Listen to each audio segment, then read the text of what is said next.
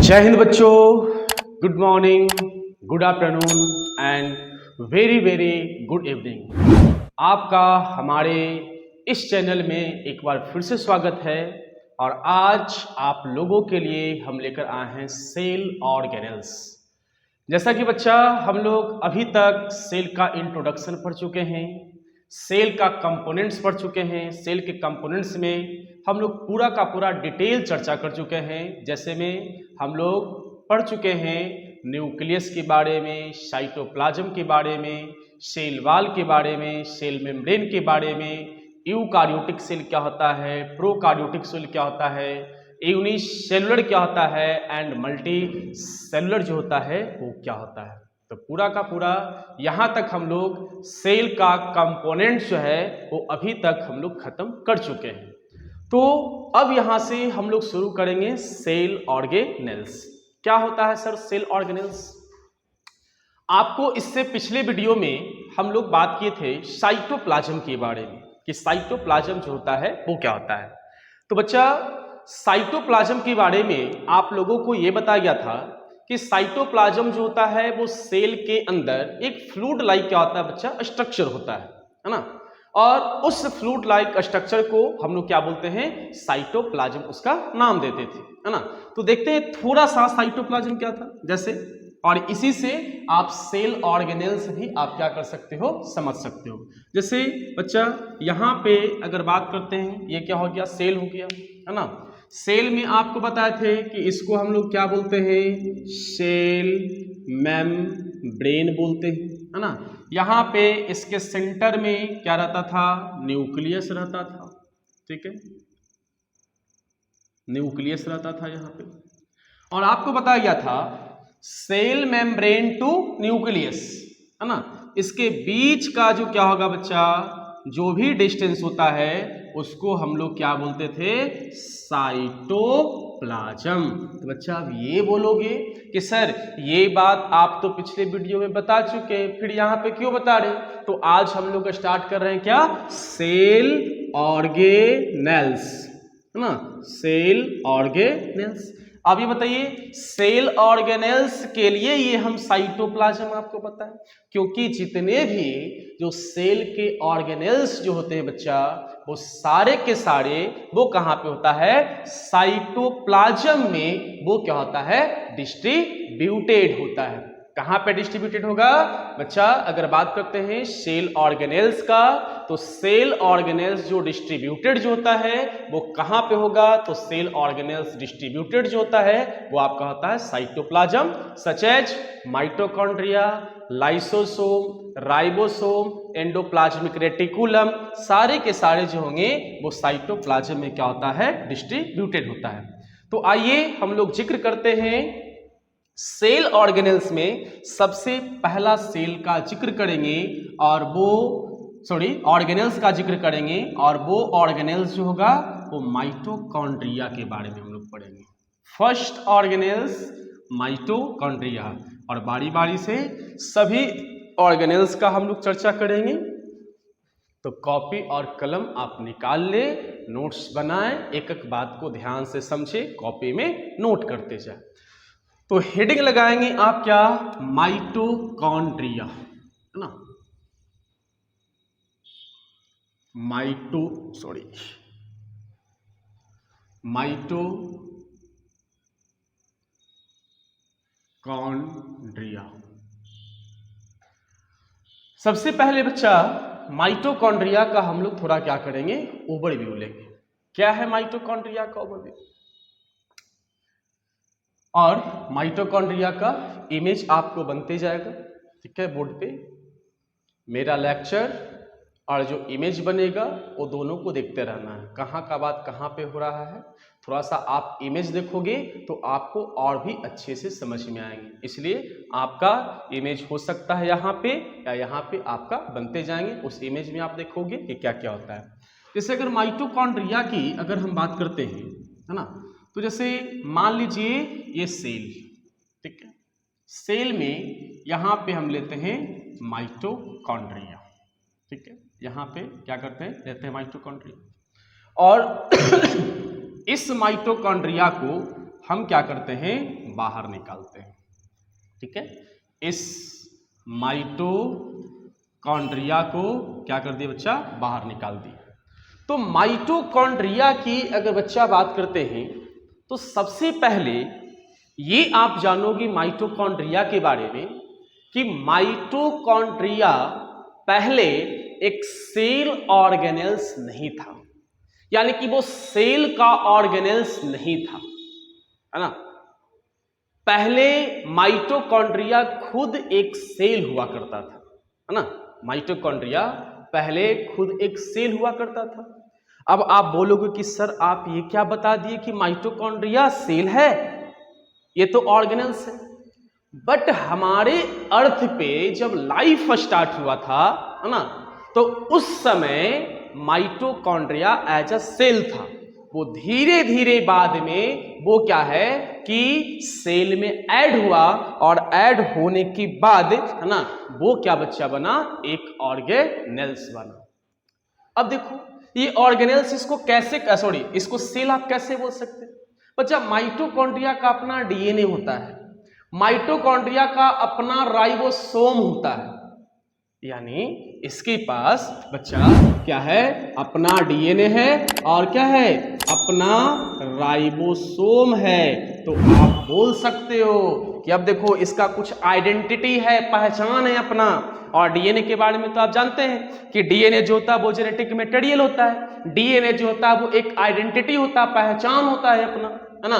तो डीएनए और राइबोसोम है, तो ऐसा कहा जाता है और कहा क्या जाता है, एक्चुअल में अगर देखा जाए तो बहुत पहले की अगर बात करते हैं तो ये माइटोकॉन्ड्रिया पहले एक सेल हुआ करता था, है ना। थोड़ा और भी माइटोकॉन्ड्रिया के बारे में आते हैं। देखिए, एक होता है माइटोकॉन्ड्रिया, है ना, एक होता है माइटोकॉन्ड्रिया, और एक जो होता है बच्चा उसको हम लोग क्या बोलते हैं, माइटोकॉन्ड्रियन, है ना। क्या बोलते हैं उसको, माइटोकॉन्ड्रियन। अब यहां पे अगर बात करते हैं माइटोकॉन्ड्रियन की बात करते हैं, वो किसको बोलेंगे, माइटोकॉन्ड्रियन। देखो ये माइटोकॉन्ड्रिया, ये क्या, माइटोकॉन्ड्रिया। देखो इसमें क्या अंतर है, अधिकांशतः बच्चा ये जानता है माइटोकॉन्ड्रिया माइटोकॉन्ड्रिया माइटोकॉन्ड्रिया बस। लेकिन देखो नया चीज आपको बताते हैं, माइटोकॉन्ड्रियन का मतलब होता है सिंगल, सिंगल, और माइटोकॉन्ड्रिया का मतलब होता है मोर देन वन। ठीक है, अगर मान लो कि कहीं पे नंबर ऑफ माइटोकॉन्ड्रिया ज्यादा है, मोर, नंबर ऑफ माइटोकॉन्ड्रिया मोर, जैसे ये सेल है, ये सेल में एक माइटोकॉन्ड्रिया, दो माइटोकॉन्ड्रिया, 3, 4, 5, 6, इस तरह से अगर बच्चा क्या है कि माइटोकॉन्ड्रिया है ना, तो आप उसको क्या बोलेंगे, माइटोकॉन्ड्रिया। और अगर मान लो कि किसी सेल में बच्चा क्या सिंगल है ना, तो आप उसको क्या बोलोगे, माइटोकॉन्ड्रिया नहीं, क्या बोलोगे, माइटोकॉन्ड्रियन बोलोगे। सिंगल है तो क्या, माइटोकॉन्ड्रियन। अगर मोर देन वन है ना, तो उसको क्या बोलेंगे, माइटोकॉन्ड्रिया। तो फर्स्ट पॉइंट तो ये हुआ, है ना। सेकंड पॉइंट आते हैं माइटोकॉन्ड्रिया का। माइटोकॉन्ड्रिया का बच्चा शेप और साइज होता है वो क्या होता है, डिफरेंट डिफरेंट होता है। माइटोकॉन्ड्रिया का शेप और साइज होता है बच्चा, वो क्या होगा, डिफरेंट डिफरेंट होगा।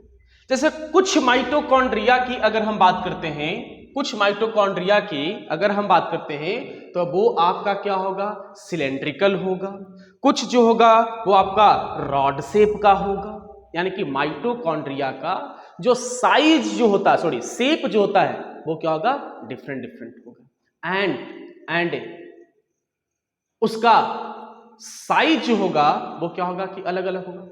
शेप भी अलग अलग और साइज भी अलग अलग, है ना। शेप में क्या बताया, सिलेंड्रिकल भी हो सकता है, रॉड शेप्ड भी हो सकता है ना।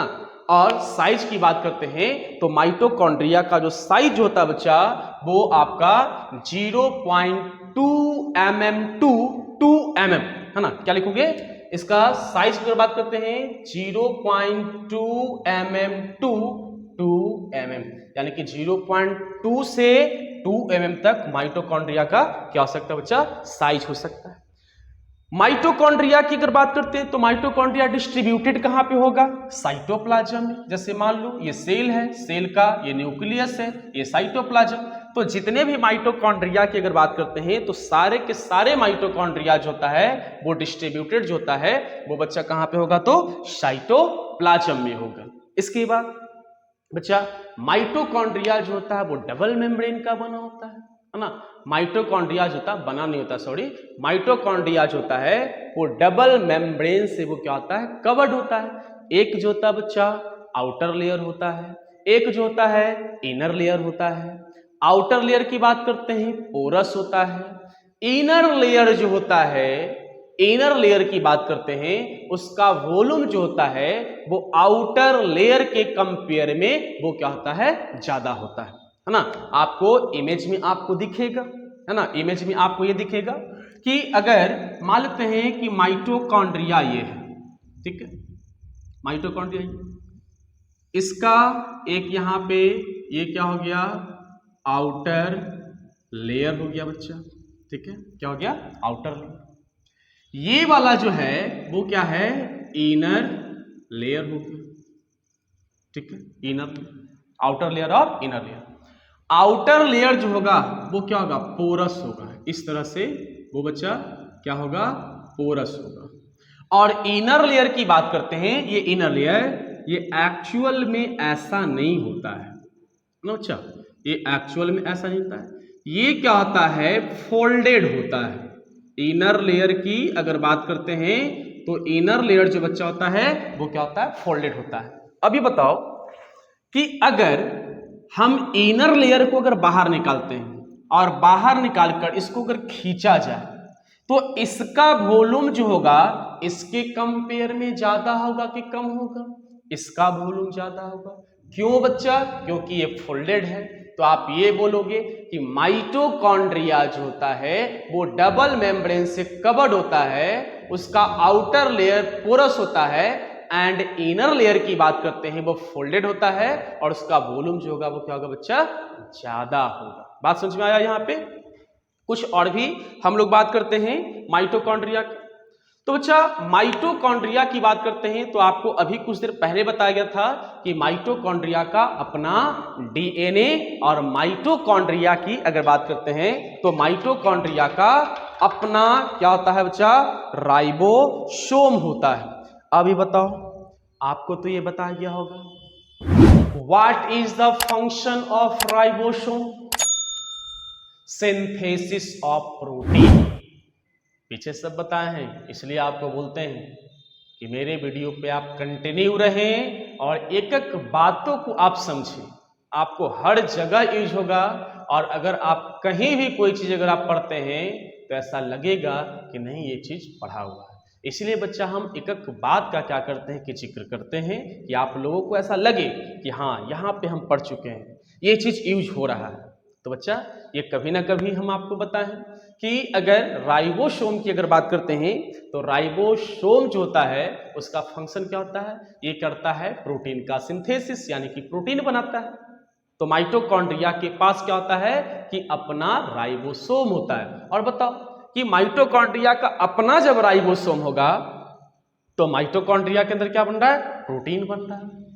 और वो प्रोटीन माइटोकॉन्ड्रिया के अंदर जो बन रहा है वो करेगा क्या?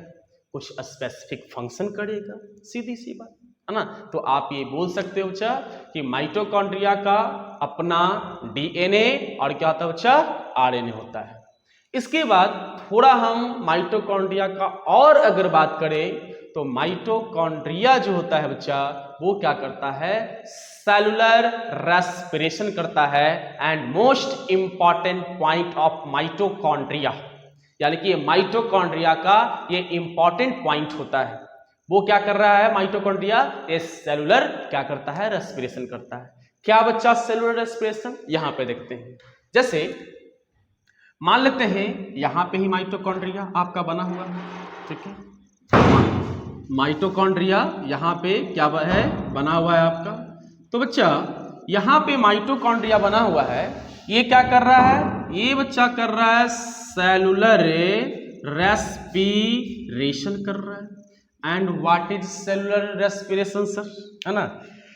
सेलुलर रेस्पिरेशन की अगर बात करते हैं तो देखिए आपको ये पता होगा कि अगर कोई सेल है ना, अगर कोई सेल है तो हम लोग क्या करते हैं कि रेस्पिरेशन करते हैं। थोड़ा सा ध्यान समझना, हम लोग क्या करते हैं बच्चा, रेस्पिरेशन करते हैं। जैसे हम लोग क्या किए, यानी कि इनहेलेशन, यानी कि ऑक्सीजन को बॉडी में लगे। अब कभी ये आप इमेजिनेशन किए हैं कि सर जो रेस्पिरेशन में हम लोग इनहेलेशन करते हैं, यानी कि ऑक्सीजन गैस को जब बॉडी के अंदर जाते हैं तो वो गैस जाता कहां पे, ऑक्सीजन। तो ऑक्सीजन जो होता है वो हमारी बॉडी का जो हर एक सेल होता है वहां पर क्या होता है कि ऑक्सीजन ब्लड के थ्रू पहुंचता है ना। जो आप इनहेलेशन जो किए वो चला जाता है हमारी बॉडी के हर एक सेल में चला जाता है। तो बच्चा जैसे ही सेल में O2 आया तो ये O2 जो होता है वो कहां पे जाएंगे, वो जाएंगे माइटोकॉन्ड्रिया में। सेल के बाद कहां पे जाएंगे, माइटोकॉन्ड्रिया में। फिर से समझो इसको। आपको क्या बताया गया कि जब हम लोग रेस्पिरेशन की, है ना, और रेस्पिरेशन में इनहेलेशन यानी कि ऑक्सीजन गैस को बच्चा जैसे ही अंदर ले गए तो पहले तो हमारी बॉडी के हर एक सेल में गया, और जैसे ही बॉडी के हर एक सेल में गया तो सेल से फिर वो चला जाता है माइटोकॉन्ड्रिया में। क्यों बच्चा जाता है माइटोकॉन्ड्रिया में, क्योंकि माइटोकॉन्ड्रिया में होता है फूड स्टफ होता है ना। क्या होता है, फूड स्टफ। अब ये फूड स्टफ क्या, फूड का छोटा छोटा टुकड़ा बोल सकते हो, smallest piece of food material, है ना।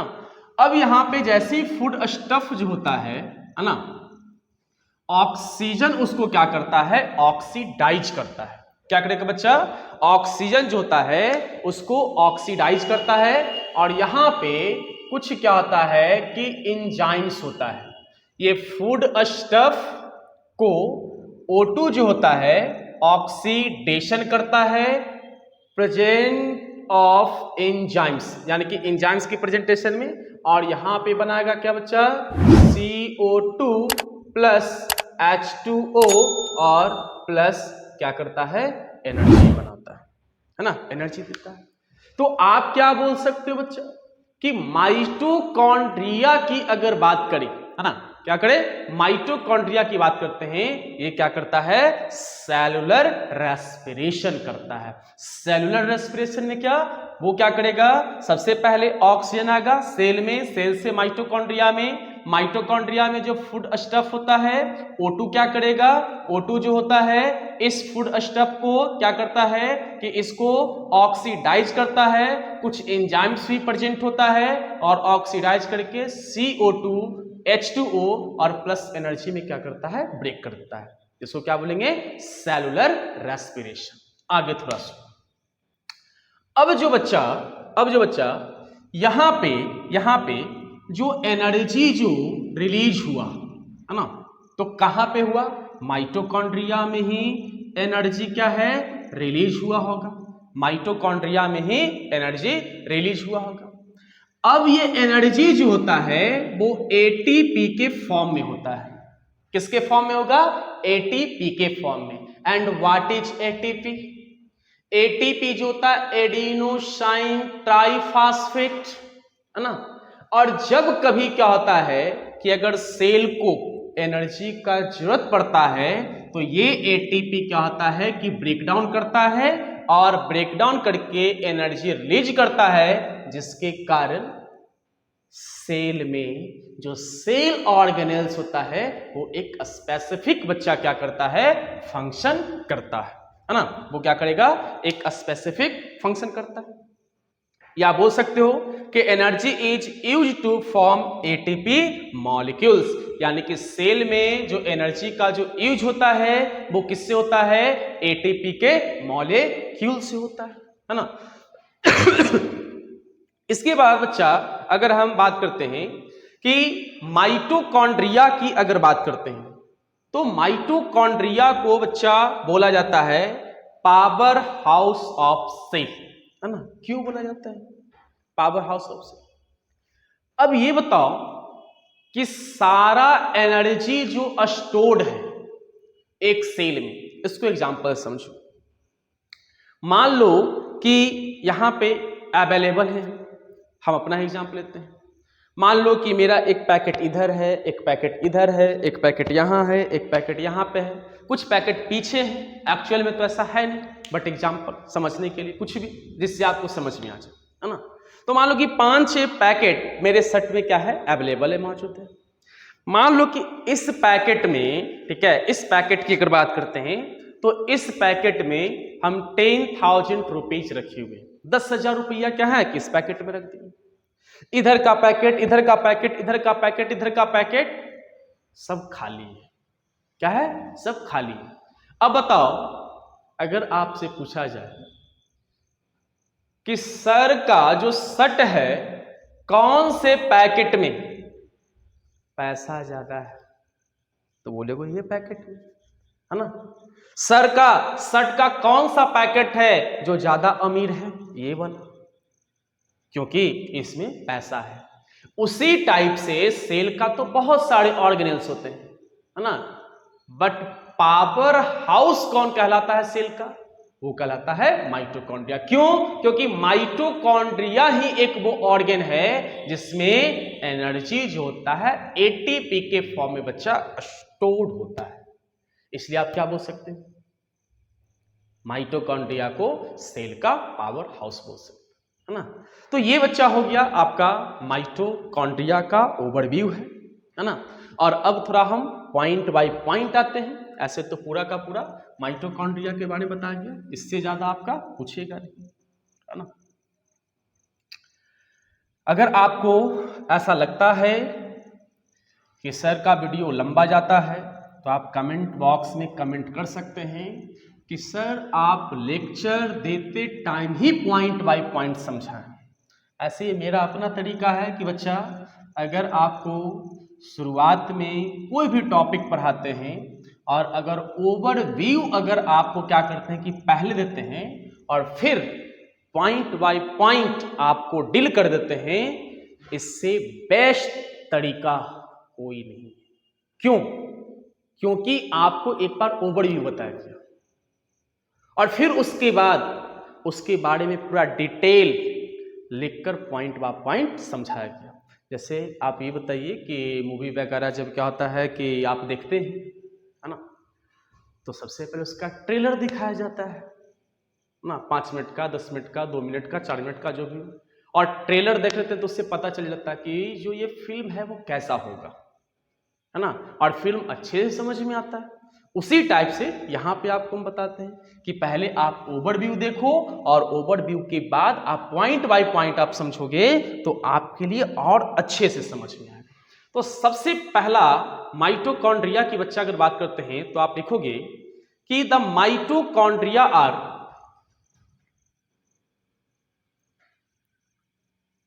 द माइटोकॉन्ड्रिया, है ना। ये पॉइंट आपको शुरुआत में ही बताए थे। The mitochondria are tiny bodies, are tiny bodies. Tiny का मतलब क्या बच्चा, छोटा, ना। Tiny bodies of varying shapes and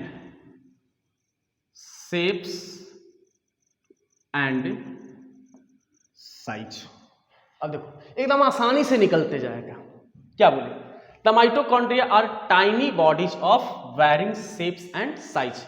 यानी कि बच्चा माइटोकॉन्ड्रिया की अगर हम बात करते हैं तो माइटोकॉन्ड्रिया का शेप साइज की बात करते हैं डिफरेंट होता है ना। जैसा कि आपको बताया गया था कि माइटोकॉन्ड्रिया का अगर शेप की अगर बात करते हैं, सिलेंड्रिकल हो सकता है, रॉड शेप्ड हो सकता है, स्फेरिकल हो सकता है, ओवल शेप का हो सकता है। एंड साइज की बात करते हैं 0.2 mm से 2 mm तक का होता है।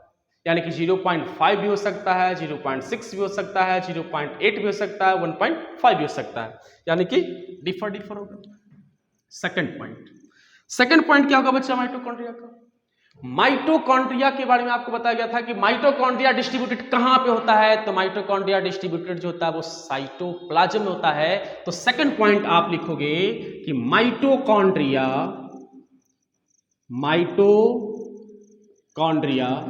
Distributed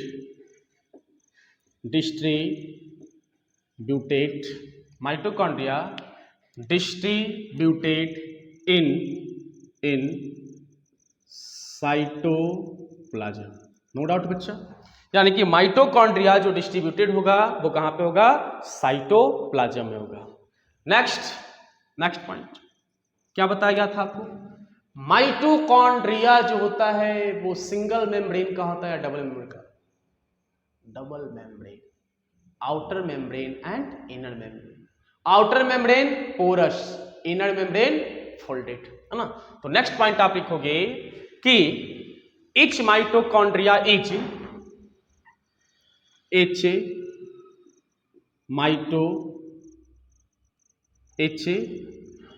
mitochondria is covered by dual membrane. ठीक है, आउटर मेम्ब्रेन जो होगा बच्चा वो क्या होगा, पोरस होगा। तो लिखोगे आउटर मेम्ब्रेन इज पोरस, ये भी आपको बता चुके हैं। जैसे माइटोकॉन्ड्रिया, आउटर मेम्ब्रेन जो होगा वो क्या होगा बच्चा, पोरस होगा, है ना। आउटर मेम्ब्रेन जो होगा वो पोरस होगा। बात करते हैं इनर मेम्ब्रेन का, और ये क्या होगा, मोस्ट इंपॉर्टेंट होगा। और इनर मेम्ब्रेन का सरफेस एरिया जो होगा वो क्या होगा, ज्यादा होगा। तो आप यहां पे नेक्स्ट पॉइंट इनर मेम्ब्रेन का क्या दोगे, inner membrane is deeply folded, inner membrane is deeply folded का मतलब क्या बच्चा, एक जैसे मान लो ये स्ट्रेट हो गया और एक आपका ये क्या हो गया, फोल्डेड हो गया, क्या हो गया, फोल्डेड। अब इसको खींचेंगे तो इसका लेंथ जो होगा वो क्या होगा, बढ़ जाएगा। इसको खींचेंगे तो इसका लेंथ क्या होगा, बढ़ जाएगा। तो क्या होता है, डीपली बच्चा फोल्डेड होता है। इनर मेम्ब्रेन की अगर बात करते हैं तो इनर मेम्ब्रेन जो होता है वो क्या होता है आपका, डीपली क्या होता है कि फोल्ड होता है। Folds are called cisternae, folds are called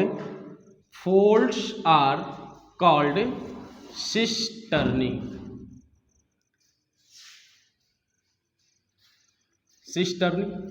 देखना बच्चा, सिस्टर्नी का बड़ा मीनिंग क्या होता है, ठीक है, सॉरी सिस्टर्नी नहीं, क्रिस्टी होता है, क्रिस्टी होता है, क्रिस्टी। अब बच्चा ये ध्यान रखोगे कि इनर मेम्ब्रेन की अगर बात करते हैं तो इनर मेम्ब्रेन जो होगा आपको तो बता गया ये क्या होगा, फोल्डेड होगा। और आपको इमेज में आपको दिखते रहेगा कि वैसे इमेज जो होगा आपको इसलिए नहीं यहाँ बना रहे हैं हम, तो माइटोकॉन्ड्रिया का ये बनाकर छोड़ रहे हैं। इसका रीजन क्या है कि जो इमेज आपका बनेगा वो 3D होगा, और 3D में आपको क्या होगा कि इंटरनल आपको दिखेगा। ऐसे यहाँ पे कितनों भी कोशिश करेंगे तो आपको दिखेगा नहीं। वहां पे क्या होगा कि ऊपर का जो सरफेस होगा वो हटा हुआ रहेगा और आपको दिखेगा कि अच्छा देखो उसका इनर मेम्ब्रेन जो है वो क्या है, फोल्डेड। तो वो आपको इमेज बनेगा, उस इमेज में आप क्या कर सकते हैं, देख सकते हैं। तो फोल्ड्स आर कॉल्ड, जो इनर मेम्ब्रेन जो बच्चा क्या होता है, फोल्ड होता है, उसका नाम देते हैं क्या, क्रिस्टी, CRISTAE होता है, क्रिस्टी। नेक्स्ट पॉइंट आते हैं, नेक्स्ट पॉइंट। अब देखो यहां पे अभी आपको कुछ देर पहले आपको बताए थे कि इनर मेम्ब्रेन और आउटर मेम्ब्रेन की अगर बात करते हैं माइटोकॉन्ड्रिया का, दोनों में सबसे ज्यादा वॉल्यूम जो होगा वो किसका होगा, इनर मेम्ब्रेन का। क्यों होगा, क्योंकि वो फोल्डेड है। फोल्डेड है, अगर उसको पूरा खींचोगे तो उसका क्या होगा कि वॉल्यूम जो होगा वो क्या होगा, ज्यादा हो जाएगा। है ना। तो आप इसको ऐसे लिख सकते हैं, ठीक है, आप इसको ऐसे लिख सकते हैं कि surface area of inner membrane, surface area of inner membrane, ठीक है। इनर मेम्ब्रेन को हम थोड़ा यहां लिख देते हैं, उधर जगह आपको नहीं मिलेगा। Inner membrane. अब देखो ग्रेटर देन होगा, ग्रेटर देन मतलब अच्छा ये, ठीक है, greater than surface area of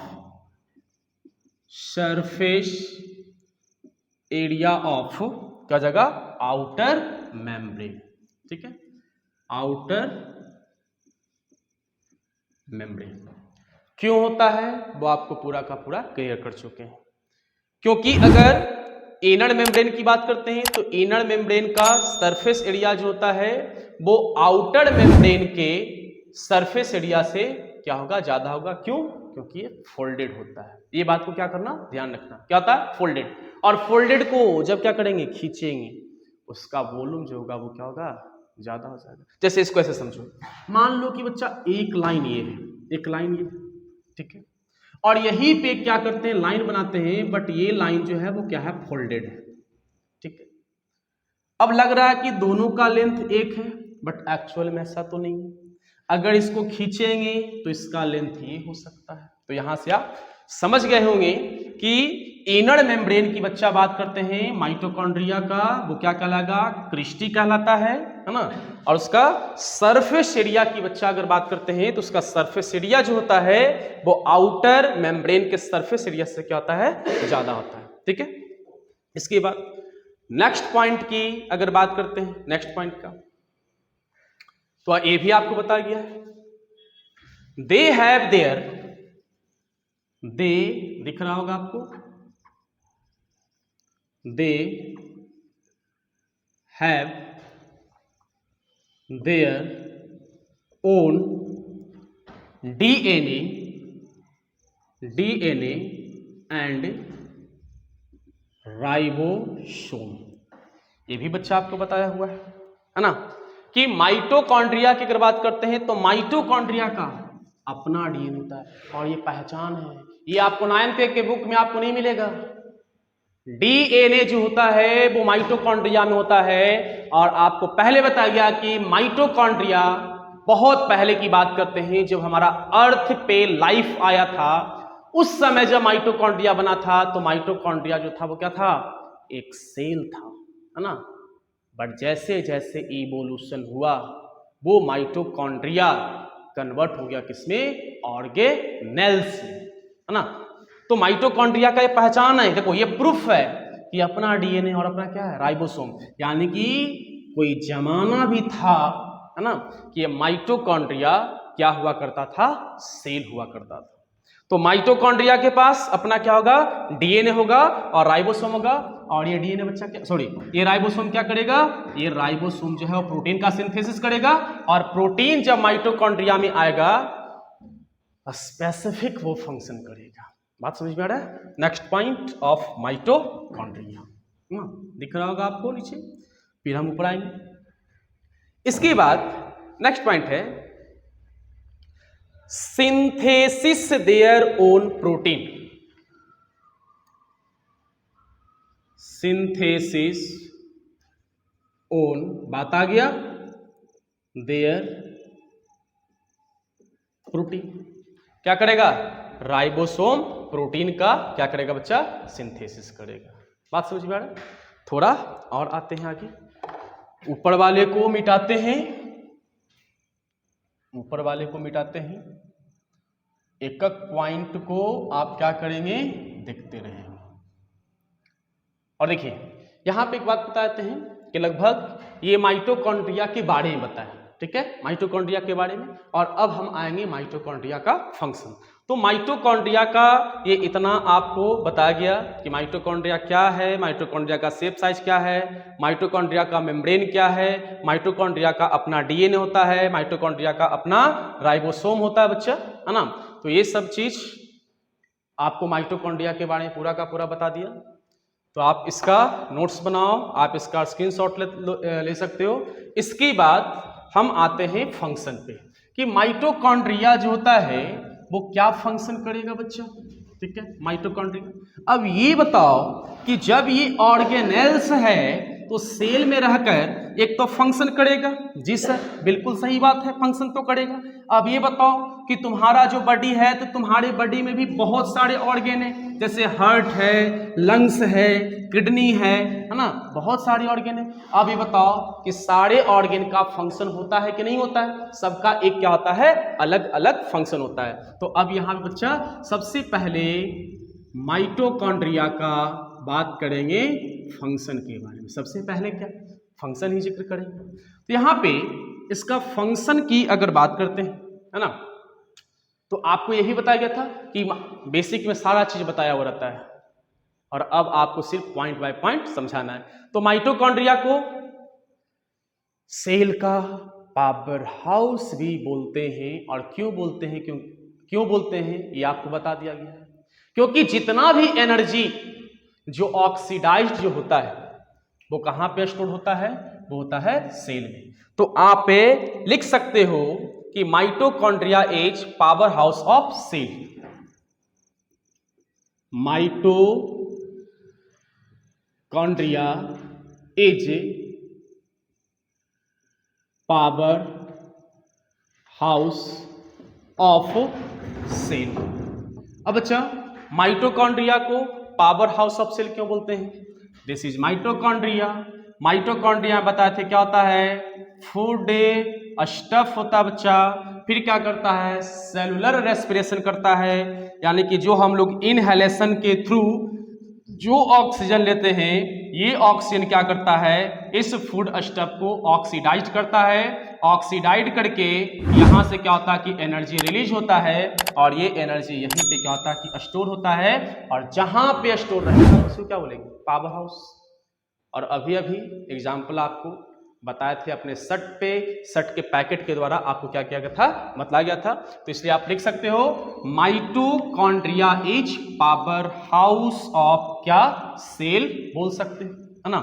next point, it contains enzyme food stuff. ये भी आपको पता है।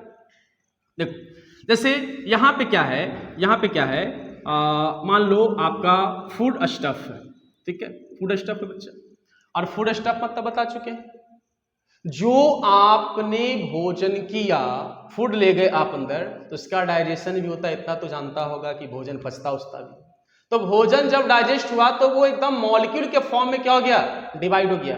और जब मॉलिक्यूल के फॉर्म में अगर डिवाइड हो जाता है तो उसको क्या बोलते हैं, फूड स्टफ। और फूड स्टफ बच्चा क्या होता है, यहाँ पे सेलुलर रेस्पिरेशन करते हैं, यानी कि ऑक्सीजन, है ना, ऑक्सीजन लाया, और फिर क्या होता है बच्चा, कुछ एंजाइम्स होता है, और इसके थ्रू, है ना, O2 जैसे फूड स्टफ पे जाएगा, इसका क्या होगा, ऑक्सीडेशन होगा।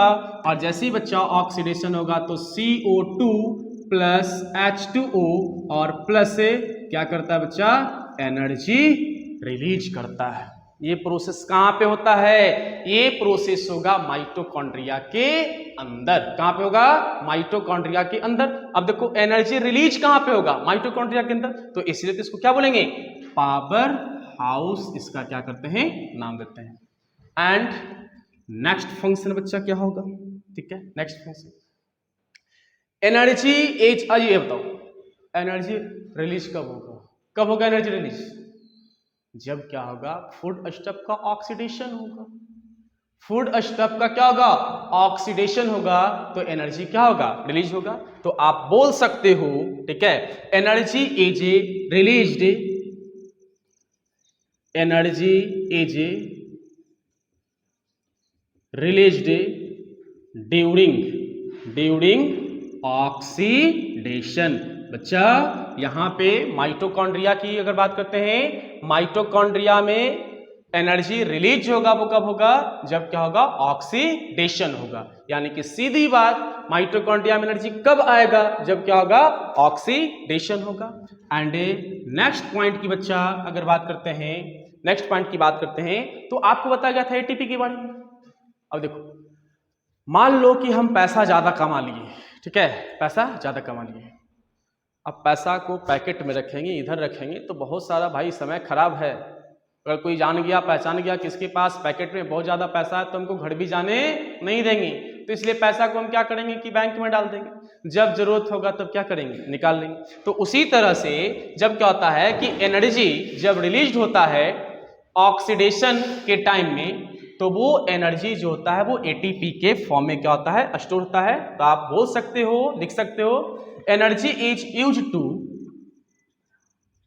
Energy is used, energy is used to, ठीक है, energy is used to form ATP molecules, है ना। यानी कि एनर्जी यूज कब होगा, जैसे सेल है, सेल में मान लो और भी बहुत सारे ऑर्गेन हैं, इसको तो काम करना एनर्जी चाहिए। तो माइटोकॉन्ड्रिया में जो एनर्जी होता है एटीपी के फॉर्म में होता है, एटीपी मॉलिक्यूल होता है और उसी का यूज होता है ना। ये बात समझ में आ गई। चलो इसके बाद थोड़ा और आगे आते हैं, बस 2 से 3 पॉइंट और है आपका, है ना। ये हम लोग क्या पढ़ रहे हैं बच्चा, फंक्शन ऑफ माइटोकॉन्ड्रिया, है ना। नेक्स्ट पॉइंट होगा ATP utilized by cell, ATP is utilized, है ना, ATP is utilized by cell for energy. इसका मतलब क्या हुआ, ATP is utilized by cell for energy. ये एटीपी किसके लिए यूटिलाइज्ड होगा, सेल के एनर्जी के लिए। मतलब ये एटीपी है तो सेल को एनर्जी मिलेगा और सेल क्या करेगा, काम करेगा, है ना। नेक्स्ट पॉइंट बच्चे आते हैं, है ना, नेक्स्ट पॉइंट आते हैं, एनर्जी इज रिक्वायर्ड, है ना, एनर्जी इज रिक्वायर्ड। अब ये क्या, एनर्जी इज रिक्वायर्ड। अब जो एनर्जी जो सेल में आया वो किसके लिए आया, सेल का स्पेसिफिक फंक्शन, बात वही आ रहा है ना। कुछ थोड़ा सा क्या है कि आपका अलग है, यहां आप लिख सकते हो energy is required for molecular work, for molecular work and क्या होगा,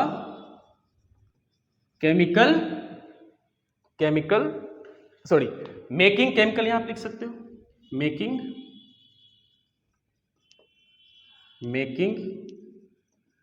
केमिकल, ठीक है, मेकिंग केमिकल। आइए बताओ ये एनर्जी से क्या होगा, एनर्जी से क्या होगा, वर्क होगा, कहां पे वर्क होगा, सेल में, एंड क्या होगा, कुछ केमिकल भी क्या होगा बच्चा यहां पे बनेगा। तो 1 2 3 4 5 6, ये 6 पॉइंट हुआ किसका, माइटोकॉन्ड्रिया का फंक्शन के बारे में हुआ, है ना। माइटोकॉन्ड्रिया का क्या हुआ, फंक्शन के बारे में हुआ। तो इतना आपके लिए क्या है कि काफी है माइटोकॉन्ड्रिया का फंक्शन। तो पूरा का पूरा बात आपको बताया गया कि माइटोकॉन्ड्रिया को क्या बोलते हैं, पावर हाउस ऑफ सेल बोलते हैं, रिपीट किया गया बार बार। ये क्या करता है, ये सेलुलर रेस्पिरेशन करता है ना। क्या करेगा बच्चा, ये सेलुलर रेस्पिरेशन करेगा। सेलुलर रेस्पिरेशन में क्या करता है, ये फूड स्टफ को ऑक्सीडाइज्ड करता है, ऑक्सीडाइज्ड करके एनर्जी क्या करता है कि बनाता है, एनर्जी रिलीज होता है माइटोकॉन्ड्रिया में। और वो एनर्जी रिलीज कब होगा, ये होगा ऑक्सीडेशन के समय होगा। एनर्जी का यूज होता है वो एटीपी मॉलिक्यूल के फॉर्म में होता है। एटीपी यूटिलाइज्ड किसके लिए होता है, सेल के एनर्जी के लिए होता है कि जब सेल काम करेगा तब क्या होता है कि एटीपी क्या होगा, यूटिलाइज्ड होगा। एंड इस एनर्जी की अगर बात करते हैं बच्चा, तो ये एनर्जी जो होता है वो क्या करता है, वो क्या करेगा कि एक सेल में रहकर वो क्या करता है कि वर्क करेगा, कुछ मैकेनिकल वर्क करता है। एंड केमिकल का क्या करता है कि वो फॉर्मेशन करता है। एंड आप ये भी लिख सकते हो एक, है ना, एक के लास्ट में ऐसे ये भी आप लिख सकते हो, क्या लिख सकते हो, सेलुलर, ऐसे तो आपको बता दिए हैं, सेलुलर रेस्पिरेशन, और सेलुलर रेस्पिरेशन आपको अच्छे से आपको बता चुके हैं। तो ये था आपका आज का वीडियो माइटोकॉन्ड्रिया।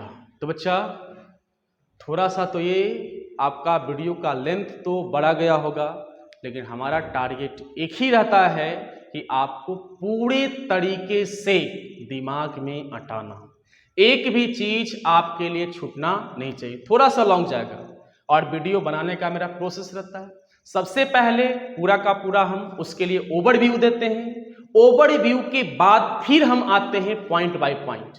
अगर इस तरह से अगर आप वीडियो पे अगर बच्चा कंटिन्यू अगर बने हुए रहता है, तो मैं चैलेंज करता हूं आपसे, है ना, कि पूरा का पूरा समझ में आएगा। अगर नहीं समझ में आएगा तो आप कमेंट बॉक्स में आप कमेंट कर सकते हैं कि सर मेरे को यहाँ पे समझ में नहीं आया, लेकिन अच्छे से पढ़ोगे समझ में आएगा। तो पढ़ते रहें, नोट्स बनाते रहें, और अगले वीडियो में हम आप लोगों के लिए अगला सेल ऑर्गेनेल्स लेकर आएंगे। धन्यवाद।